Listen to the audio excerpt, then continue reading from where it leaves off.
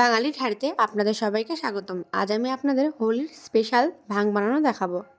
ভাং বানানোর জন্য ঘরে যা যা ফল ছিল ও কিছু মশলা, মৌরি, গোলমরিচ ও এলাচ। তারপর একে একে ভালো করে সব ফলগুলো জলে ধুয়ে নেব। তারপর ফলগুলো ছোট ছোট করে কেটে নেব। যারা এই হোলিতে স্পেশাল ভাং বানাতে চান তারা আমার এই ভাং বানানোর ভিডিওটি দেখে ভাংটা বানিয়ে নিতে পারবেন।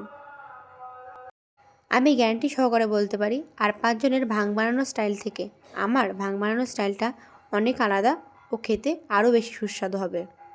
আপনারা যারা প্রত্যেকবার ভাং তৈরি করে খান তারা অবশ্যই আমার এই ভিডিওটি দেখে একবার ভাং তৈরি করে খাবেন। এবার দেখবেন মুখে সারা জীবন লেগে থাকবে এবং পরবর্তীকালে দেখবেন আপনাদের ভাং তৈরি করতে মন চাইলে ঠিক এভাবেই বানাতে ইচ্ছে করবে বারবার।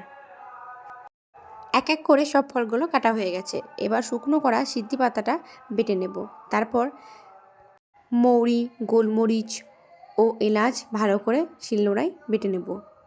ভাং বানানোর জন্য নিয়েছি কাজু, ব্লুবেরি, খোয়া ক্ষীর, বেদানা, পাকা কলা, কালো আঙুর, সবুজ আঙুর, আপেল, কমলালেবু, দুধ, ফ্রেশ ক্রিম।